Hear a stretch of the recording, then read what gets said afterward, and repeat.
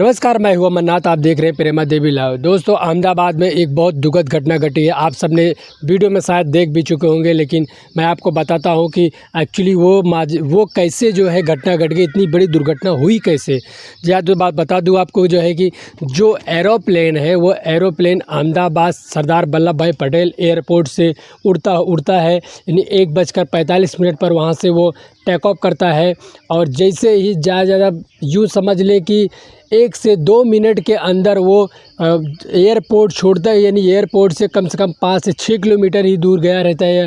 वो जो विमान है वो विमान ऊपर उड़ान भर ही रहा था, तभी जो है उसका बताया जा रहा है सूत्रों के हिसाब से कि उसका इंजन जो है वो काम करना बंद कर देता है और 4 से 5 किलोमीटर दूर जाके वो एक सरकारी यानी डॉक्टर की जो है एक बिल्डिंग रहती है जिसमें डॉक्टर रहते हैं, उनका आवास रहता है डॉक्टरों का, उसमें जाके वो एरोप्लेन टकराती है और जगह पर उसमें ब्लास्ट हो जाता है।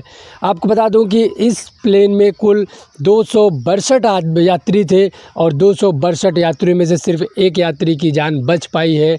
रमेश करके हैं वो, उनकी जान बच पाई है। इतने भाग्यशाली हैं कि 262 में से सिर्फ वो एक ही अकेले इकलौते हैं जो बच पाए हैं।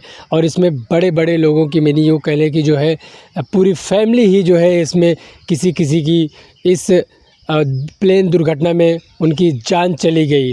साथ ही साथ आपको बता दूं कि गुजरात के उप मुख्यमंत्री यानी पूर्व मुख्यमंत्री विजय रूपानी जी, उनका भी जो है इस प्लेन दुर्घटना में देहांत हो चुका है। भगवान उनको जो है अपने श्री चरणों में जगह दे। उनको हमारे चैनल की तरफ से भावपूर्ण श्रद्धांजलि। और भी जितने भी प्लेन में यात्री थे उन सभी मृतकों को हमारी तरफ से भावपूर्ण श्रद्धांजलि। भगवान उनके परिवार को जो है इस दुख की घड़ी में सहन करने की शक्ति प्रदान करे।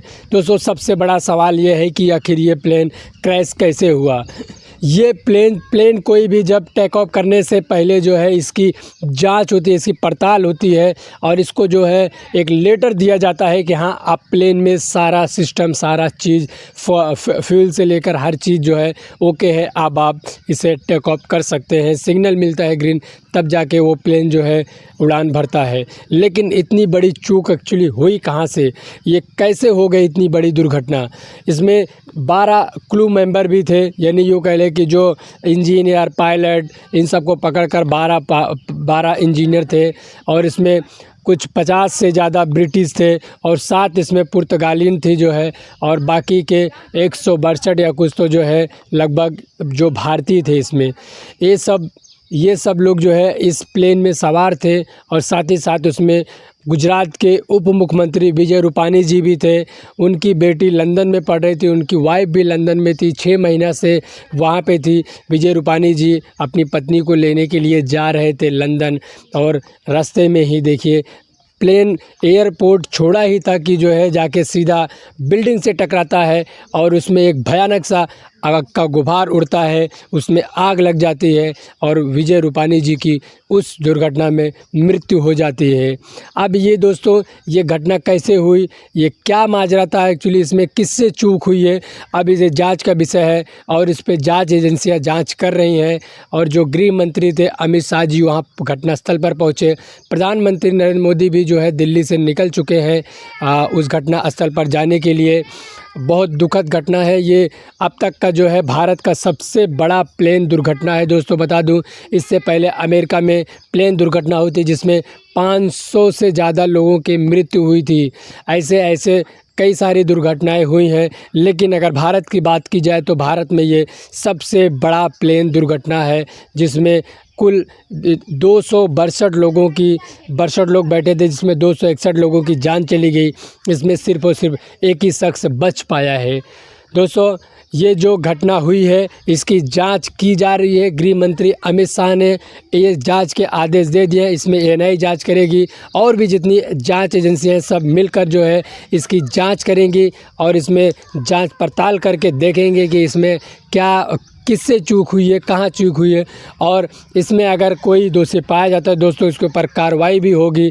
और अगर ये जो है कहीं किसी देश की अगर किसी की साजिश होगी दोस्तों, तो उसकी भी जांच की जाएगी, और अगर उसमें जांच में वो कोई पाया जाता है तो उसके ऊपर भी बड़ी से बड़ी कार्रवाई होगी।